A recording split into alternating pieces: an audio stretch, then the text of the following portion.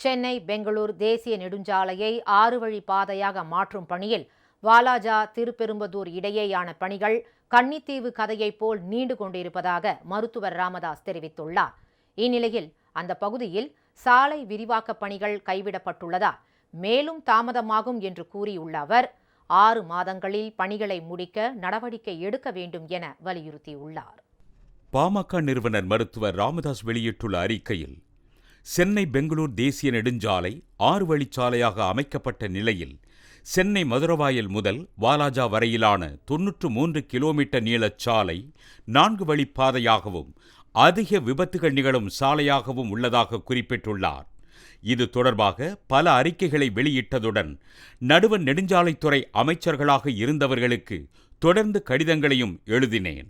அதன் பயனாக இச்சாலையை 6 வழிச்சாலையாக விரிவாக்கும் திட்டம் 2014ஆம் ஆண்டில் அறிவிக்கப்பட்டு ஒப்பந்தங்கள் விடப்பட்டு 2018ஆம் ஆண்டின் இறுதியில் கட்டுமான பணிகள் தொடங்கப்பட்டன. அடுத்த 3 ஆண்டுகளில் இந்த பணிகள் முடிக்கப்பட்டு 2021ஆம் ஆண்டில் போக்குவரத்துக்கு சாலை திறக்கப்பட்டிருக்க வேண்டும்.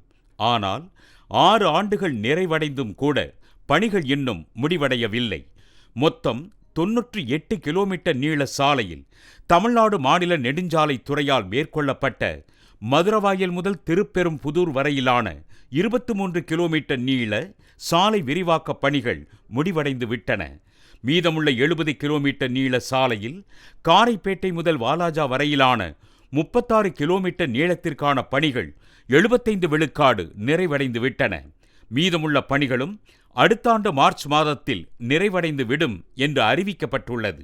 ஆனால் காரைப்பேட்டை திருப்பெரும்புதூர் இடையிலான பணிகள் இதுவரை 57 விழுக்காடு மட்டுமே நிறைவடைந்திருக்கும் சூழலில்தான் சாலை விரிவாக்கப் பணிகள் ஒப்பந்ததாரரால் முன் அறிவிப்பின்றி கைவிடப்பட்டிருக்கின்றன.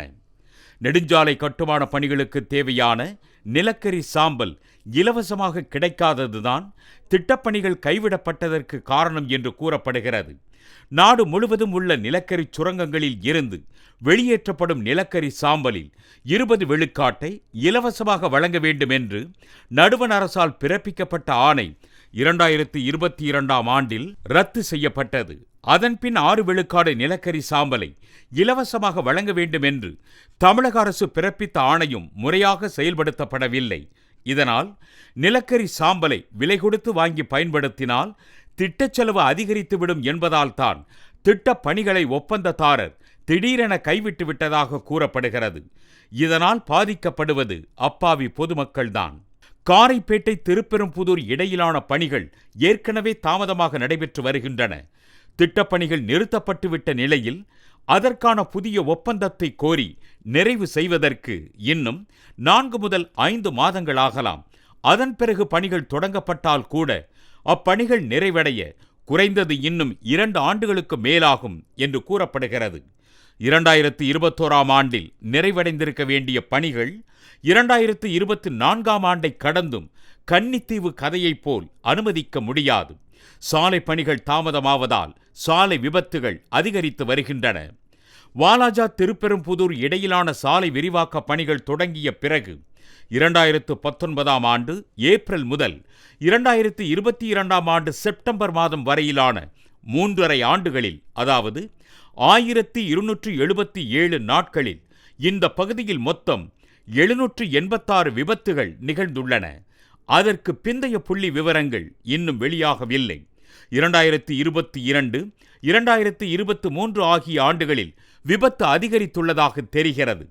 வாலாஜா திருப்பெரும்புதூர் நெடுஞ்சாலை விரிவாக்கப் பணிகள் தாமதமடைந்து வருவதற்கு சென்னை உயர்நீதிமன்றம் கடுமையான கண்டனங்களை தெரிவித்திருக்கிறது. முழுமையான சுங்க கட்டணம் வசூலிக்கவும் தடை விதித்தது. அதன் பிறகும் தேசிய நெடுஞ்சாலைகள் ஆணையமும் ஒப்பந்ததாரர்களும் பாடம் கற்றுக்கொள்ளாதது வருத்தமளிக்கிறது. தேசிய நெடுஞ்சாலைகள் ஆணையமும் தமிழ்நாடு அரசும் இந்த திட்டப்பணிகளில் ஈடுபட்டுள்ள ஒப்பந்ததாரர்களை அழைத்து பேசி சாலை விரிவாக்கப் பணிகளை விரைவுபடுத்தி அதிகபட்சமாக அடுத்த 6 மாதங்களுக்குள் முடிக்க வேண்டும் என ஆணை பிறப்பிக்க வேண்டும். அதுவரை அந்த சாலையில் சுங்க கட்டணம் வசூலிப்பதையும் நிறுத்த வேண்டும் என மருத்துவர் ராமதாஸ் வலியுறுத்தியுள்ளார்.